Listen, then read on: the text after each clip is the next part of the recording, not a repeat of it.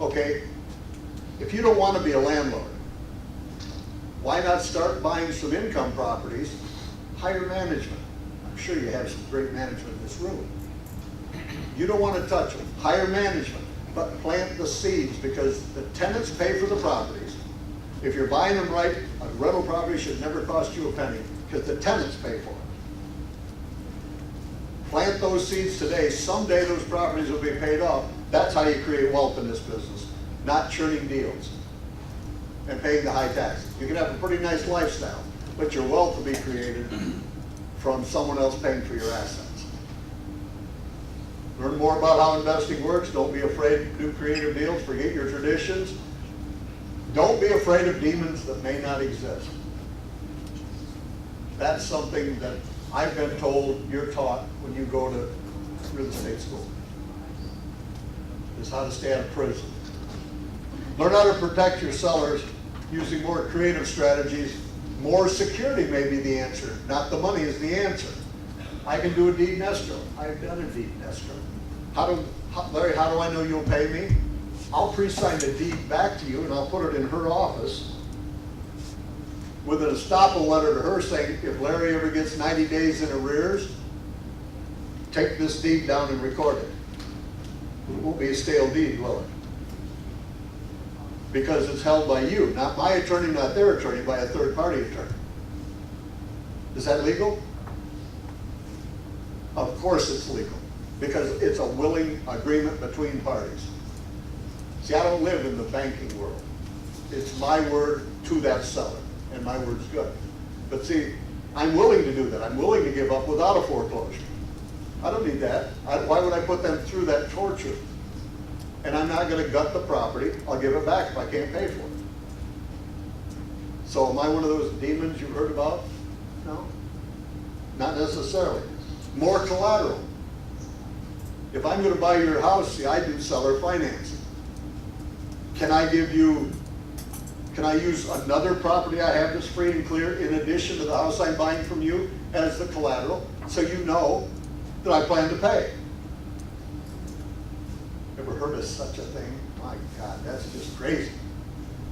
No, that's how you get deals done. Prepay several months' payments with no payment due until that period of time is over. I've done that. I had a seller once that said, how do I know you'll pay me? And I said, well, if I agreed to pay a couple of years' payments in advance, would that work? Would that show I'm interested? Would that show I'm serious? Well, yeah. Okay, the payment's going to be $1,000 a month. How much money do I need? 2 years. $24,000. What's the problem? I'm just $24,000 shy of having enough to do that deal. So how can I make that offer? Well, see, I have friends that actually have money that I have built those relationships over time. They have IRAs, they have pension plans, and they will lend. So I can go to my friend that I've known for years, we've done business, they trust me. I need $24,000. I'll pay you 7% interest, I have it paid back in 2 years. That's a pretty good return for them. They're not real estate investors. Will you give me the money? Just nod your head. Don't give me a hard time. Okay. So I take the $24,000, I give it to the seller. I prepaid 2 years' payments. So I don't have a payment due till the 25th month, right? So what I'm going to do is I'm going to rent the property to her. She's going to pay me every month. I'm going to pay you. For 24 months, I'm going to take the rent and pay you. The 25th month, I'm going to give it to the seller. How much money do I have in that deal? Nothing. Now, does that scare you? Because you have never heard of anything. That's how investors think. I mean real investors, not speculators. You know, the ones that went bankrupt in 2008. Too many people put too much money into too many properties. I'm working with Hispanic people now, trying to teach them investing. They don't know about leverage. They pay cash for everything. And so, how am I doing on time? Am I going over? what I have to teach them is, if you had $100,000 and you want to buy a house to live in, they would take the $100,000, buy the house to live in. I think that's crazy. Why don't we find a $100,000 house, the seller will accept payments, and you take $10,000 of your 100 and put a down payment on the house, and then pay the seller every month for the house you're going to live in. And let's say the payment's $900 a month. How much of your original $100,000 do you have left over? $90,000. Can I take that $90,000, divide that up into $10,000 piles, and buy 9 income properties worth $100,000 each? And let's say each one of those properties throws off $100 a month cash flow. How much do I have? $900. What's the payment on the house I'm living in? $900. Okay, so instead of controlling one house worth $100,000, with the same money I can control $1 million worth of real estate and live for free. Even they get that. It's about use your money wisely, don't put it into one deal so all your eggs are in one basket. Price versus terms for the investor. Smart investor looks for a seller who has considerable equity. A seller can't get an affordable monthly payment if the sellers have no equity. Too many people are doing subject twos today. You guys know what subject twos are. You take the property subject to the existing debt, but they have no equity. Why would I do that? The payment's too high, they owe too much, I can't make a profit. The larger the seller equity, the greater the possibility of seller flexibility. What I'm talking about is there are people out there that are desperate. They need to get rid of their properties. We don't harm those people, we help those people. Now, do we want a discount? Depending on the condition of the house? Of course. Anybody in their right mind would. We're not going to live in the house, so we're not going to pay full retail. And if you come to my meeting, you're always welcome, and you're welcome to come and pitch properties you have. Just don't bring any retail deals, because you'll get booed out of the place. And people have. So these are investors, they network, it's about you bringing deals, people are looking for deals every week for 16 and a half years. You're always welcome there. Free and clear properties are even better. That's all I do is free and clear.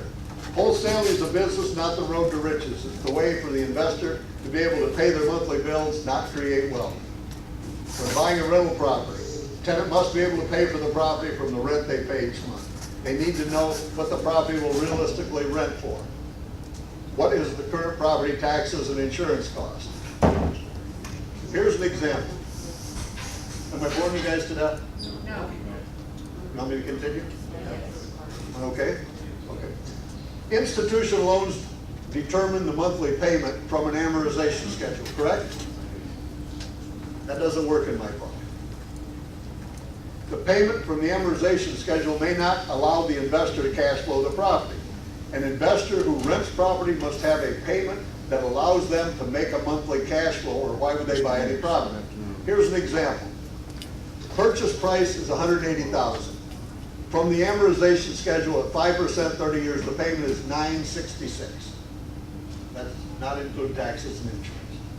Property rents for $1,400. Can you make a cash flow there? Well, let's see. You got to take out 1/12 of the taxes, 1/12 of the insurance. I take maintenance factor out.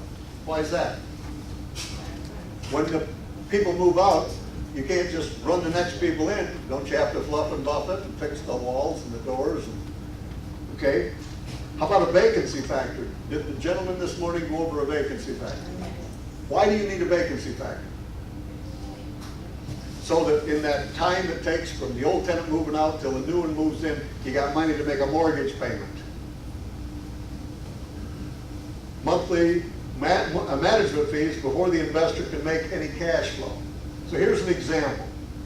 That property rents for $1,400. In that example, the taxes were $24 divided by 12, $207 a month. Property insurance, $758, $63 a month. 10% for maintenance, $140. 5% vacancy, 10% management.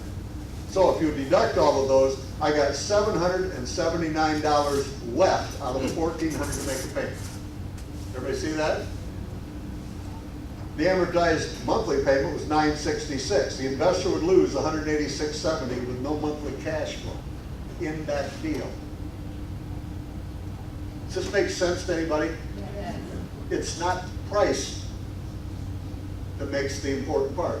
You've got to know your numbers, just like that gentleman said this morning. He was so correct. When I deal with an agent that I don't know, I always write this in my purchase agreement.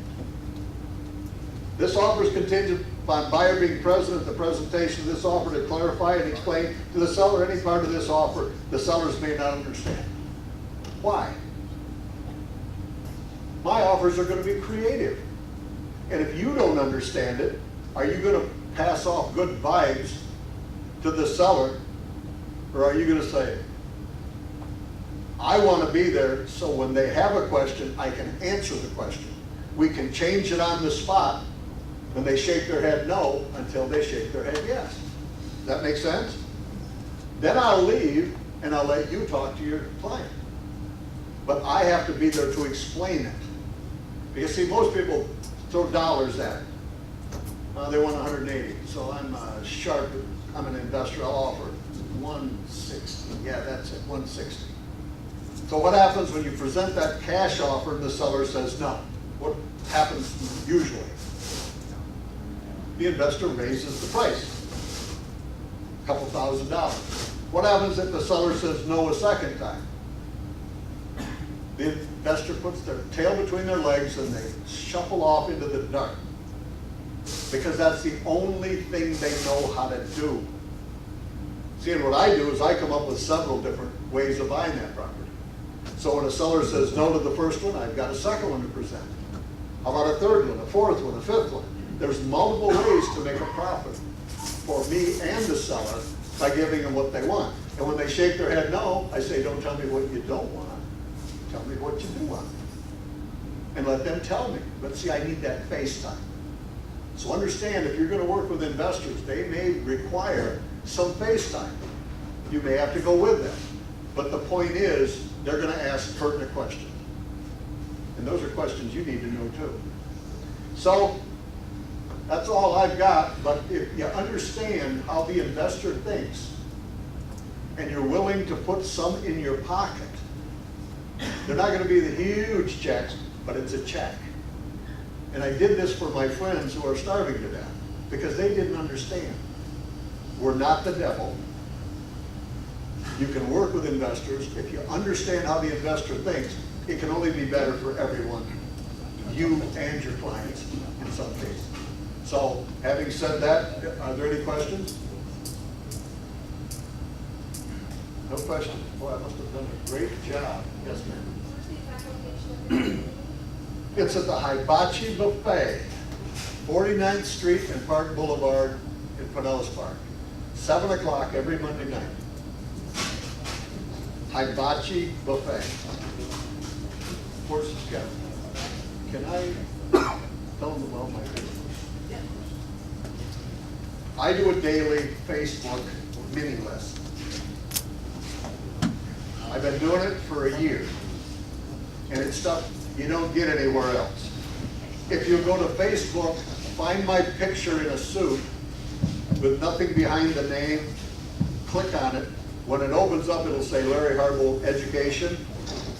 Like it, and then you can get a daily lesson. I've got 1,000 people following.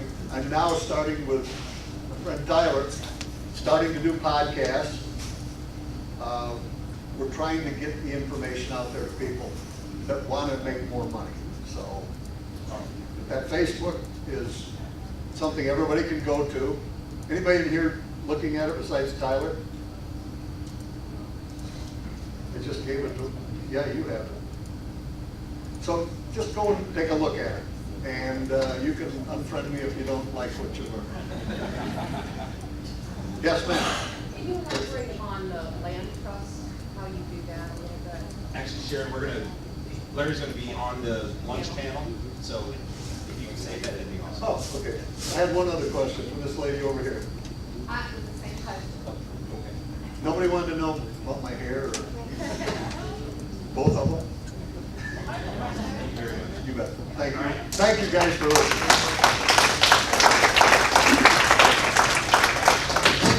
Okay, Lee is here, so I can stop panicking. That's great. But real quick, I'm going to bring up Jamie Meloni. Jamie's a good friend of mine and a client. Jamie is the host of a 2-hour daily radio show about entrepreneurs. He had me on the show. It's actually where I met Larry. And he also is the new partner in Tampa Bay Business Owners, which is an association that our company just joined and sponsored. So he's going to talk about that now. And in his spare time, he sells about 300 homes a year. I can't bring the mic over.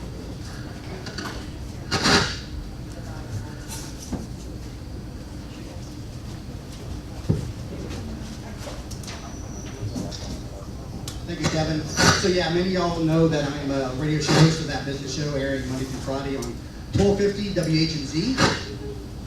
But I'm also now a business partner with the Tampa Bay Business Owners. So we got some flyers over there, but in short, we got a couple of members on Tampa Bay Business Owners in here right now. I know Danielle, she just joined recently. Ms. Tyler Sheff in here. Tyler just joined recently. So it's an 8-year-old brand of business owners, and Kevin is also a sponsor now, so thank you so much for that. So, but we have a lot of different monthly events that go on each and every month. It's an organization of just business owners. So I'd love to get a meeting with y'all. We have some sponsor flyers over there and some flyers on base membership, how all that works. And again, a lot of great events going on each and every month to help grow your business. And also as part of the package, you get to be on the radio show too. So it's again about 300 members right now, just looking to grow the organization, partnered up with the business show. So if you have any questions, we've got some flyers over here, and we're going to pass around a sign-up sheet for people who'd like some more information on that as well. You didn't raise your hand either, you're a member too now. Just also some other things that go on within the Tampa Bay Business Owners. Very active Facebook group. The radio show appearance is included in the annual membership now. The big event that goes on each and every month is at the Center Club called the Main Event. Anywhere between 70 and 150 people are in the room. We interview a leading entrepreneur. A lot of different workshops and summits go on throughout the month. And it's also an opportunity to collaborate with different business owners. It's not a networking group. It's not BNI where you go in and pass out business cards to one another and sell each other on different parts of your business. It's a place where you collaborate, learn from one another, and we have a speaker placement committee too. So if you have something you'd like to give back to the membership, you go in front of the speaker placement committee, you give your pitch to the committee, and then you can get in front of your membership. And so again, founded 8 years ago by Chris and Katie Schmitzos. Met them doing the radio show last year. Excellent partnership, and now just looking to grow the organization and also radio show. So please get in touch with me. We have some flyers over there. We'll hand out a sign-up sheet there for people to put their name down, email and phone if you'd like to schedule a meeting to learn more about that. That's Marilyn over there. She'll have some flyers too. And also I'll put out there people that would like some material for their website and their business. One of the things that I'm doing with the radio show now, something I call a branding package. I market this for $24.95 for 3 months. TBBO members, and if anybody in here is a Working Women of Tampa Bay member, I do it for $19.95. And as part of that, you get 6 on-air appearances, social media management, a lot of videos, and that's the key component of this. Get the videos, get them up onto your website, enhance your SEO, save you time, answer the same questions over and over again. I structure an interview for you, or you give me an interview that you would like to do. You get commercials on the program, press releases sent out after the events, or I should say the appearances on the program. Goes to about 100 different media outlets with the idea of getting you additional appearances on radio shows and podcasts. And also we put your logo up on the TampaBayRadio.com as well. But again, 6 different radio interviews on the program. An excellent way to build resources for your website. Those videos are key. I mean, you've got to get the videos up there. Again, it enhances SEO. It builds credibility. It shows you, hey, here you are on a radio show. So that's a branding package, $24.95, 3 months. Great way to build some material for your business. 1250 WHNZ. Also, I video stream the show each morning on TampaBayRadio.com. But 1250, starting at 7 o'clock in the morning and going all the way to 9 a.m. This is a second week of doing 2 hours a day. Or you can use the iHeartRadio app on the phone. Yeah, not too many people are using the old dial anymore. So yeah, download the iHeartRadio app on your smartphone, or go to TampaBayRadio.com and you can see the video live each morning too. Anybody else have any questions about TBBO or anything? And Jamie will also be on the panel because he's a investor yes, expert as well. investor expert today, right? Yeah. And I don't know if Jamie mentioned, but his radio show is a great way to meet people. Like if there's a business owner that you've been trying to get in front of, or a potential client. Yeah, that's an excellent point. To be honest with you, I've seen more business transpire between the guests that are in the studio that morning because they're all nervous. They're about to go live on the air. They don't know what I'm going to ask them. And so they sit there and they kind of confide in one another. So even if they don't get any calls from the radio show, I've seen so much business transpire between those two guests. And also a selling point that I tell my sponsors is if there's somebody that you want to meet in town, my radio show is a reason for me to call any business owner or any politician, any judge in town and invite them on my radio show. And I do that. And so if you want to meet, whomever, tell me, Jamie, I'd like to get on the radio show with this person. I'd invite them in because I want to talk to them about their business or their organization. I invite you in that same day, and now you got a very close personal one-on-one for 1 to 2 hours. So just another resource that you can use through the branding package or a relationship with me through TBBO. So again, we've got some flyers over there in Maryland. We're going to pass around a sign-up sheet. I'd love to meet with you all one-on-one to learn more. And TBBO, $5.95 a year is the cost of that. $250 activation if you register or if you sign up today, or if you schedule a meeting today, we'll waive the $250 activation fee. So $5.95 a year to become a member of Tampa Bay's premier business society, Tampa Bay Business Owners. So $250 off for BABA agents only. Yeah, BABA agents only. Again, sign up today or request a meeting by signing up on the sign-up form and learning more about the organization. And also we can talk a little bit about the radio show as well. Awesome. Thank you. Thanks, Ed. Ed.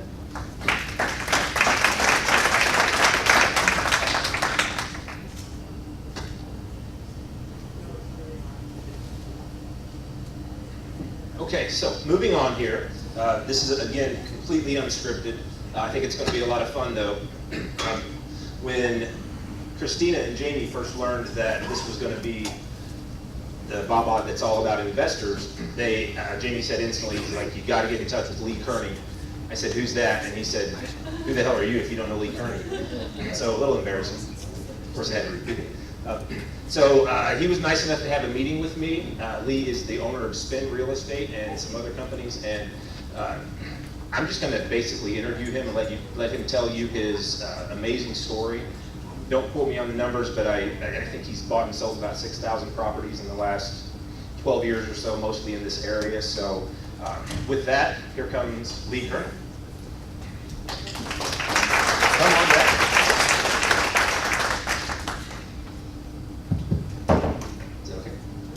Have a seat. I was hoping to get a desk and a couch, but they don't have it. This will work. Next time. Okay, so Lee, tell us about you. Where you're from, how you first got started in real estate, where your companies are now, and where you're headed, and then everything else. How long will that be? As long as you want. All right, sure. Anyway, first of all, I want to apologize for the weather. I'm a little under the weather today, so I apologize if my voice is kind of weak, but let me know if you can't hear us. I'll speak up. So my name's Lee Kearney. I'm a broker, I'm an investor primarily. Maybe I'll wait a second.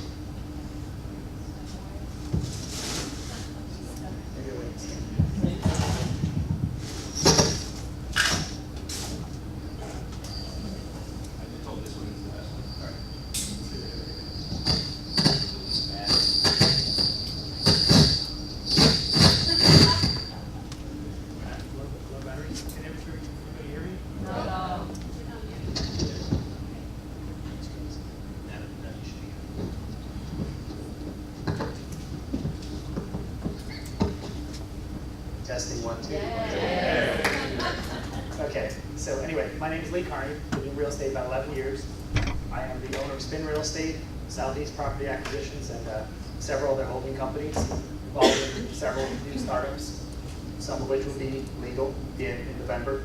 Fingers crossed. So anyway, lots of things going on. Bought and sold, as Kevin said, about 6,000 properties over the last 11 years. The majority of that's been over the last 5 years. since the market crashed and started to rebound, and that's really where we got traction with our investment side. My first deal was in 2004 in California. Flipped a couple houses out there, kind of got the bug for it.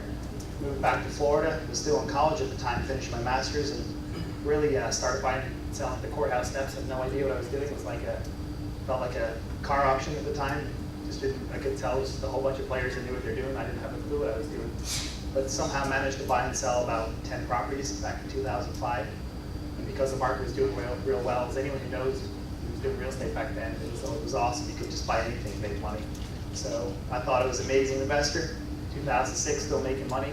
Then the reality set in, which a lot of you know here, and market crashed. So made and lost my first million in the first couple of years in real estate. So that was a tough lesson to learn at the age of 25, 26. But it's definitely stood in good stead at this point because I understood the lessons of a market going up, a market going down, and what can happen, and how to hedge yourself against that. So really at this point, we're trying to operate in what we consider a stabilized market. We now buy and sell all throughout Florida, all the major areas in Florida, primarily Tampa over to Orlando, and in Miami. That's the main areas where we operate. You had some interesting tidbits about the Miami market. Tell the group. Yeah, there's a lot more buyers down in Miami. When you look at a regular market, you typically got homeowners who are looking to move in, and you've got investors, and they're primarily flippers or landlords. In Miami and other areas like that, like Orlando, for instance, you've got a whole other breed of buyers. These are international buyers. And they could range anything from vacation owners to people looking to place to park their money because the country they're in is not safe. And so then in Miami, you've got a whole other element of buyers, which is people who need a place to park their money. So definitely a unique market down there for sure. And there was some type of ordinance passed that made the lower end investment properties. Yeah, well, obviously there's quite a bit of unsourced money in Miami, and so they made a rule that the stuff over 300,000, you couldn't buy those in those undocumented corporations with no real owners. And so what that does is it's driven a lot of the money into the lower end of the market. So it's just an interesting trend I noticed over the last couple of months. I was like, man, why are we selling all this cheap stuff for top dollar? And then I found out what happened. How does that, the unregistered company, or what is that? What is that? Well, a lot of people will buy in corporations owned by corporations, owned by another corporation, and they'll trace back to a corporation in Panama or something, and there's no corporate records available for Panama. Even Delaware, a lot of people who are smart, by the way, there's nothing wrong about that. We own a lot of corporations out of Delaware because eventually you can't actually get that stuff electronically. So that shield, if you got a lot of investors or owners that want to remain unnamed, you can buy in a Delaware corporation. So a lot of our corporate structures are typically Florida corporations, which are managed by people, and then those companies are owned by other Florida companies, which are then owned by Delaware corporations. So typically we use a 3 or 4 corporation structure in most of our companies now. I assume that people using the low-end properties to park their money, that may be illicit money, probably aren't the best. I wouldn't know about that. Of course, they're probably not the best negotiators. But Well, it's probably nice to sell to them. Well, yeah, buyers like that in general that need to place their money, whether it's a 1031 exchange, whether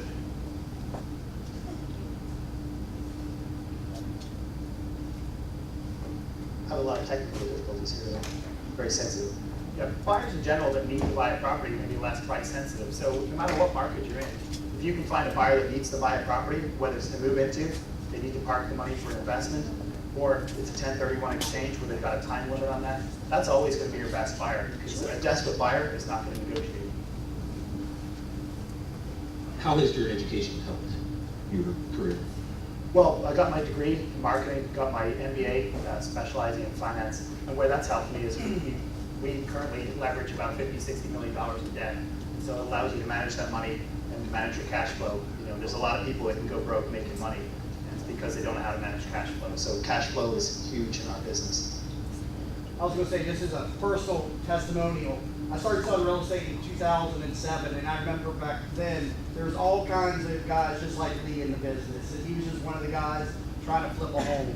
To this day, he's one of the only guys still standing, and he is an amazing investor. And I was just going to ask Lee, how did you outlast all those other investors, especially 2005, 2006, 2007? 2007. I mean, you were in there, you're just another guy back then, but I mean, today, you're above everybody. Well, a lot of people Well, I think the big thing with me is I paid back all of my debts, even though I lost money. I essentially put all my profits back into my losers because I recognize the market is going to come back up. A lot of the other guys, I think, took what little profits they made and went home and just let everything else get foreclosed on. I think that that's what separates the difference.